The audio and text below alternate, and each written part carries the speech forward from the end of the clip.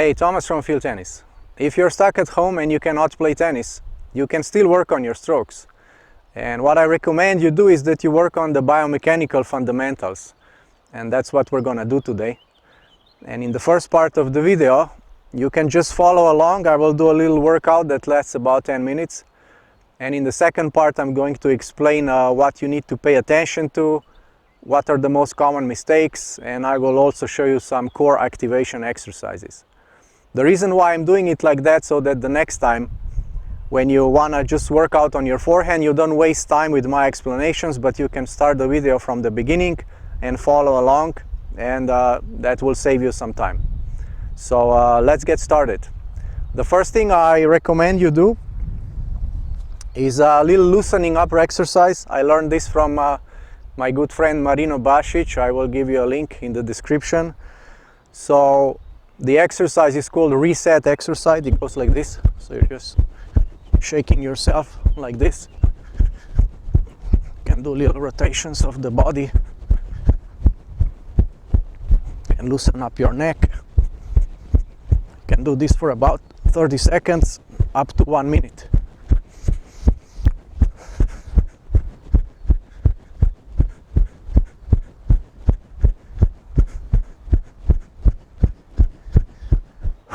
Okay, next one, we're gonna activate the core. I'm gonna do the plank with little hip twists.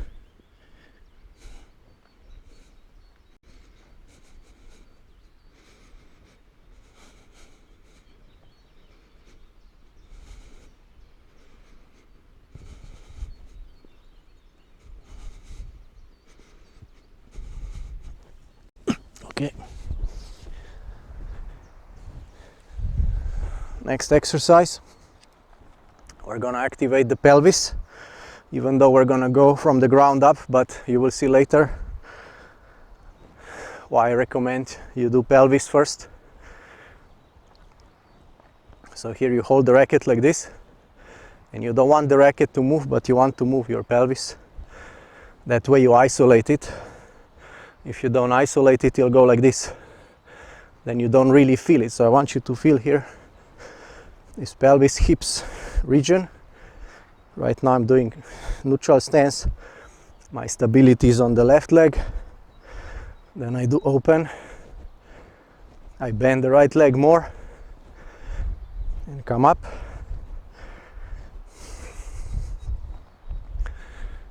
Let's do this one again.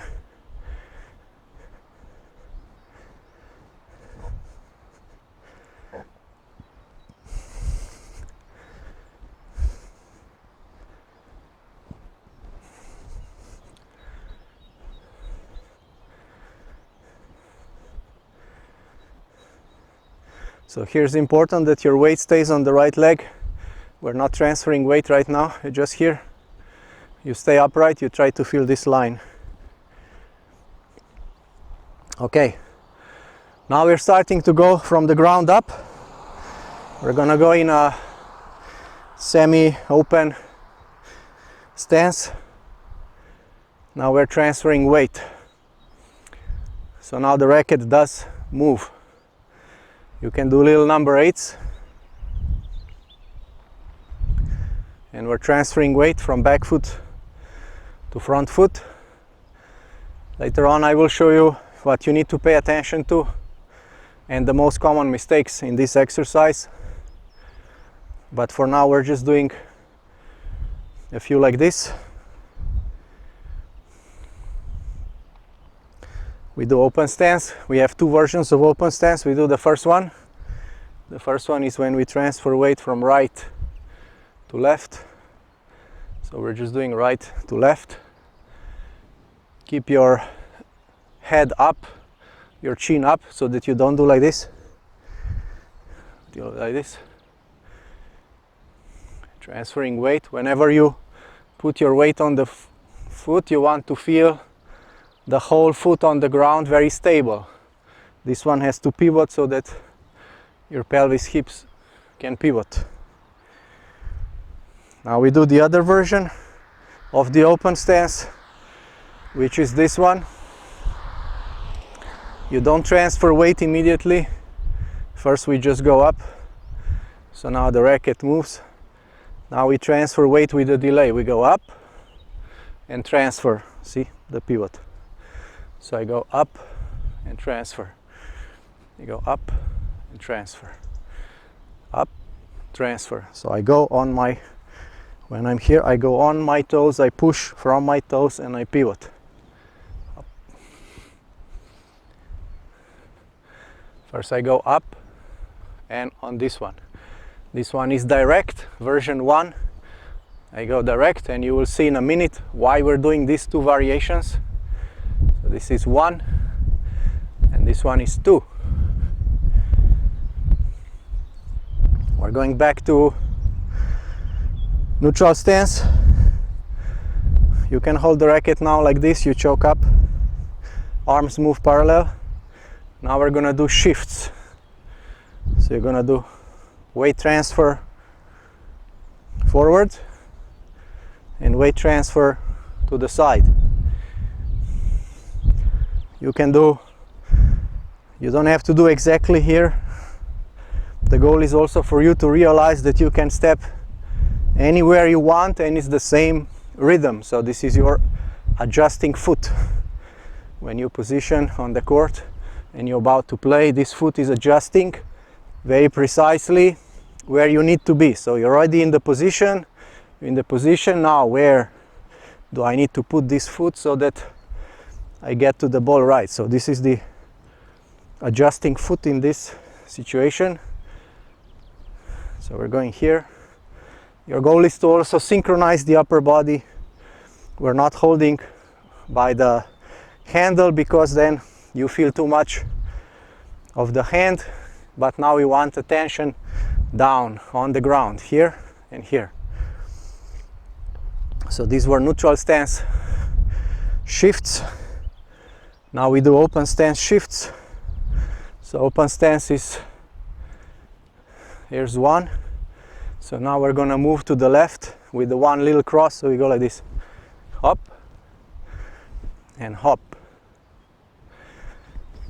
hop, hop. So now you see there are two variations when we go left and when we go right. So when I'm moving this way, I am transferring weight as I'm hitting. So I am transferring weight and I am hitting, is happening. The hit is happening while I am transferring weight from right to left and I'm open. But in this case, when the hitting is happening, I am not transferring weight, I am still on the right going up. And transfer weight of the weight happens later. So 1, 2. You don't have to complete the whole stroke with the whole backswing, with the whole follow through, because your attention needs to be down. So you're just making simple versions of the stroke, little loops, little number 8s.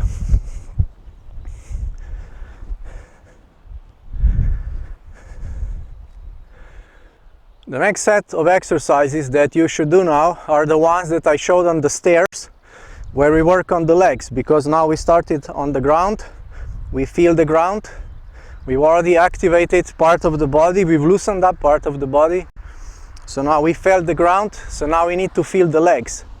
So I'll give you a link in the description, or you can click in the card. That's my previous video where I show how to do exercises on the stairs. Once you do the exercises on the stairs for your leg activation and also hips pelvis region again, we go to the chest. For the chest activation, you squeeze the racket like this. So we need some firmness in the chest and firmness in the shoulders, and the way we achieve it very easy, we squeeze the racket like this, and when you squeeze the racket you will feel firm here. So now we can just start like in a neutral stance, and we're just doing this movement. I want you to pay attention to the firmness here at the top of your chest and also shoulder region. The goal is that you feel that this whole thing, this part, is one unit. So it needs to connect, it needs to be firm. Common mistake is like this, it means completely disconnected. So we need to connect this for stability. So that's the exercise. Squeeze the racket, keep squeezing it a bit that you feel firmness. Now we're doing neutral stance. Don't forget your pelvis. Now we're doing open stance from the right leg. Can do without weight transfer. So we squeeze, we feel the firmness. So now we go back to choke up position. Arms are parallel. Now can you still feel the firmness? Can you do it on your own without the help of the racket? So again, just little loops, don't do the whole backswing, whole follow through. It's just, do you feel this chest, shoulder firmness, stability? Like this. If you don't, you lose it, you squeeze again a little bit. Okay, I have it now. Can I feel in the same way? You can close your eyes to be more aware, and also try from the right leg.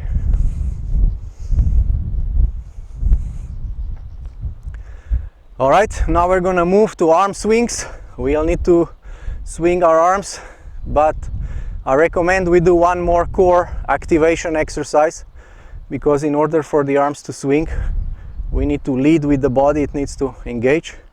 So let's do this one. Let's do one Russian twist. You can do with the racket like this. You can keep your heels on the ground. For more advanced, you can lift your feet like this. You can also just try with your arms. If you have a light medicine ball, you can move your medicine ball like this. So we're just doing a little bit to wake up the core, to make sure that the body is activated, that you're aware of this section here, that it needs to work, it needs to engage. For the arm swings, we're gonna do the exercise that I learned from my good friend Mili Velkovic. I'll give you a link in the description. It's a wonderful exercise, very effective. So we're gonna do this one. We're doing like a big number 8 sideways, or a sign for infinite. So you want your arms to be parallel, keep your head straight. If you want to look for a while to see what's going on, you can turn your head, but eventually fix your head straight into a certain point. Now we're doing neutral stance. We're repeating the movements that you already did before. Feel the ground stabilize. Arms are parallel all the time. You want the arms to swing, but you want to hold firm with your chest. Rotate with your body. Let's do open. Just stay on the right leg for a while. Don't transfer weight. And now we transfer weight with a delay. So we go here, hop, here, hop. It feels like you're throwing something. You have a bucket here and you're throwing it from this position. It's a bit less natural than throwing a bucket of water or a medicine ball like this. This is very natural. This one is less natural, but the game of tennis requires you to be skilled in this way too. So those were the arm swings. Now we're gonna use another exercise I learned from Mili to loosen up the wrist. So you hold the racket like this, just put your index finger through, you face the racket down, and you go like this. So your goal is always to lead with the butt, that you feel really good stretch here, that your wrist is laid back. So it goes here, then flips around, you lead back like this, flips here. So you have 2 flips. So first you can pay a bit more attention just to the hand. If you swing nicely in a number 8, and I've shown this exercise in the universal swing video, I'll give you a link. This should happen very naturally just by itself. So once you see that your wrist is doing the right thing, you can start engaging. Okay, let me go with my hips, body rotation, and add your left arm, that it's not just stuck here. These swings are just here on the side, so we're just loosening up the wrist and feeling the arm swing. So now you can progress to the full swing. Just let the racket turn how it turns. You don't have to force it to face exactly down. It can be at some angle. Just let your wrist go how it likes to go. So if I let my wrist go, it goes like this, see? So maybe it's a 30-40 degree angle. If I come here, it's something like this. It comes around. So I'm just letting my arm do what it likes to do. I'm not forcing it at any position. I'm not forcing that it has to face down. I let my wrist go and my arm align how it wants to align. So now the other side, the other arm. So we're still neutral stance, transferring weight. Try open stance.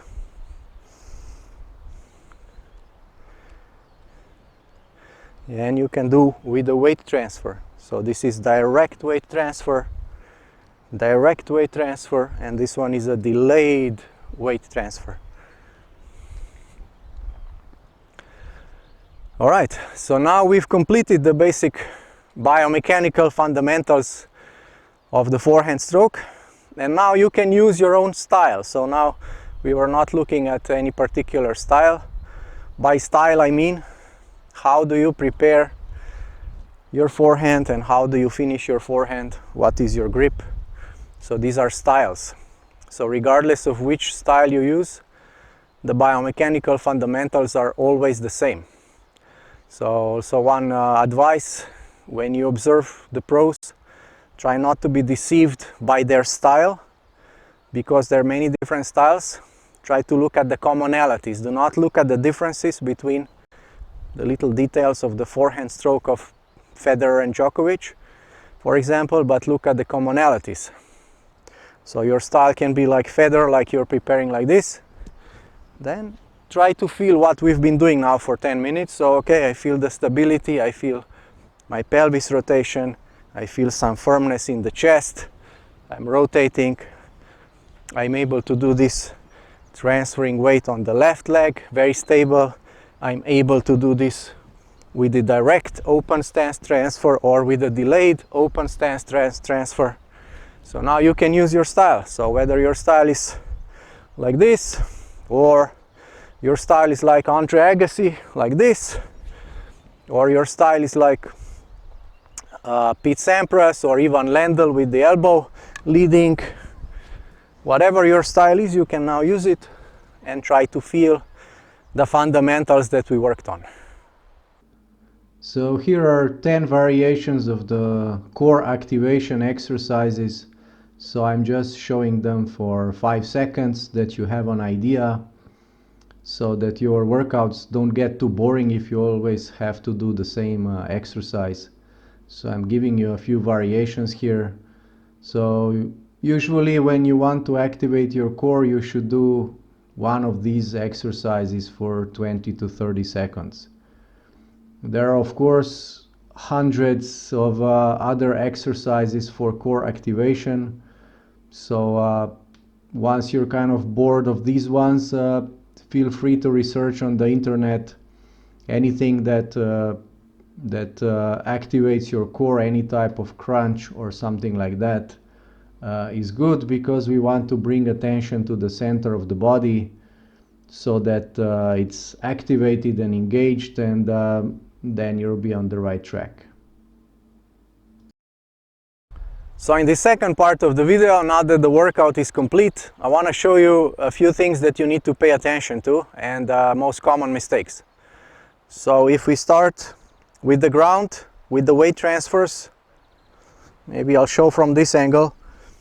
When we're doing neutral stance weight transfer, the most common mistake is that you actually transfer whole weight on the back leg and lean backwards. So you, in your mind's eye, you're interpreting weight transfer as kind of rocking back and forth. So in this way I don't have good balance and I don't have good strength. So you must not do it like this, but whenever you transfer weight backwards, so right now I have way more weight on this foot than on this leg, this foot, but I still maintain forward leaning posture. So your posture must always be forward leaning. You don't want to do this, but it's rotation, so it's not back and forth, it's rotation, rotation, rotation, rotation. So whenever you put the weight on the back foot, you maintain forward leaning posture this way and this way. And then on this one you want to straighten up and feel very stable. Common mistake here is that it's going to take you a bit too far. You're going to go on the front part of the foot, on the balls of your feet, and now it's shaking, so it's unstable. So you must learn in these easy conditions, even when you play on the court, you must learn to put the foot down and have your weight equally distributed on the whole sole of the shoe, like this. Maybe even more on the heel part. So now I'm stable. So with the weight transfer, when I go back, maintain forward posture, you will see it's very easy. You have power to go forward. If you go a bit like this, you don't have power. In the open stance, there are two common mistakes. One is that you don't coil your hip, you don't twist your pelvis enough, so you're doing open stance like this. So you're just kind of going down in the same angle of your pelvis that it is now, so you're just kind of going down, you see. But to coil your hip, you need to go to the end, so you have to twist your pelvis backwards until it doesn't go anymore, it will lock. So you're doing this and loading your leg, you bend your leg, and then from here you can drive up and twist up, so it's like a spiral. It goes up like a spiral. So it's important that you feel this tension here in this region. There's a little tension, and then you drive up. The second mistake is when you do weight transfers. I'll show from here. So you're going from here to here, but you don't release the heel, and then you cannot really twist your pelvis. So players would do something like this. Also on this side they don't release the heel, so now your hips, your pelvis region is unable to twist a lot. So you need, when you go here, you need to release, twist pelvis, and here release the heel, see, so that you can do this. So here, here. So from this side, here, here, here, here, and not like this. You're locked here, here. When it comes to arm swings, it can happen that you're unable really to relax your arms and let them swing. That's because we do so many things with our arms in our life, and they're kind of all the time active. So when we do arm swings, you're not really letting them swing, but you are doing this. So this is not right. I'm doing this with my shoulder muscles, and I'm doing these swings. I don't want to do these swings. I want to swing my arm. I want to swing my arm into these shapes. I let them go. I just guide them a little bit that I have the right shape. But I don't do these movements with my arms. I just hold my chest firm and my shoulders firm, and I swing my arms, and I'm doing everything from the core. If you struggle with that, if you cannot let go of your arms, I'm going to show you one more trick I learned from Mili, that with which you can start. So what you do is you take a jacket, as a little bit bigger one, a loose one, and you zip it without putting your arms in the sleeves, something like this. So now you will see that if I rotate, the sleeves flail around, they swing around. And you also need to find the right rhythm, right? The right timing, so that you don't do like this. You find the right rhythm. So this can kind of give you an idea, a sensation, a real picture. Oh, I have to let this go like this. So just going from the body and letting the sleeves flail around. So now that you have this picture, you can try another exercise, which is just completely loosening your arms and just turning your body like this. And let your arms flail around. You can hit yourself here around the waist area Just let your arms go. Try to feel what does it mean to lead with the body. Your body leads, see, your arms flail around. After that exercise, you can go back to the swinging exercise and see if there's any difference. So the difference might not happen in 1 minute. It might happen in after a week or 2 weeks or something like that. But I encourage you to do that if you have trouble letting go of your arms. In order to really feel the right way that you can engage your pelvis, it means that you're kind of really conscious, you're aware of it, and you can just kind of engage it like this. See, so I'm twisting my pelvis, but my upper body is twisting way less. When you're not able to isolate your pelvis, and I would ask the player to twist their pelvis, they would do like this. So in a way they are turning their pelvis, but it's not isolated. So this whole upper body is connected, so they're doing it together. So that's fine in reality for real tennis. It's fine, that's how you should play.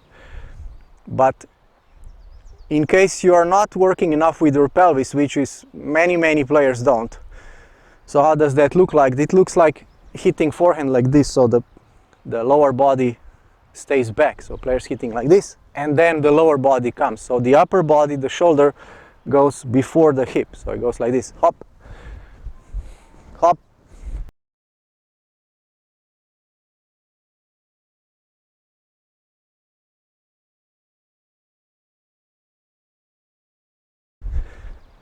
So especially when players hit the ball late, they're gonna be hitting like this, and this one is back. But the body should work in sync together. So this hip, I'm correcting pelvis hip movements with 90% of adult recreational tennis players. So there's high probability you're not doing it right. So when I correct, I want to exaggerate first. I want them to activate. I want their mind to go down here a little bit. So that's why we do sometimes isolation exercises or exaggeration exercises. So if you have good ability, good awareness of your hip region, that means you can twist it on your own, and you can even go the opposite way with your upper body. So you go like this. You go opposite way. When players don't, they will go together. They're not able to coordinate and disconnect. So as you can see, this is an exercise that is very common in many sports, which is thus a crossover warm-up. So when we do crossover warm-up, we are going opposite, you see. So the hips twist that way and the upper body twists this way. And so this is one of the first exercises that you need to master if you have trouble feeling your pelvis hip region. You can do this often. The other one is that you hold something like a wall and you try to twist your hips. So with holding the wall, you're unable to move your shoulders much, and you try to isolate. I'll show you another exercise that I learned from my good friend Neil, who's an expert on biomechanics. You can go like this, and now you twist your hips. So very similar to holding against the wall. So if I show like this, so Neil and I created a more advanced biomechanical program for recreational tennis players. I will share a link with you where you can go more in depth, really down the rabbit hole, with various advanced exercises for stimulating the body, your body, making sure that it functions correctly, that it gets the right movements right inside when you're hitting your forehand on your backhand. So this concludes your forehand at home workout that you can do every time you're unable to play on the court. You can still do a lot for your forehand technique, your forehand biomechanics. As you saw, we're working on the fundamentals, biomechanical fundamentals of the forehand, and they are always the same with any pro that you observe. Especially you will see that in the warm-ups when they execute in easy conditions. So do not pay attention so much to their styles, the way they shape their swing or how they hold and so on, but pay attention to the fundamentals, and then let your style develop based on your own feels. So thanks for watching, and I will see you next time with the one-handed backhand workout at home.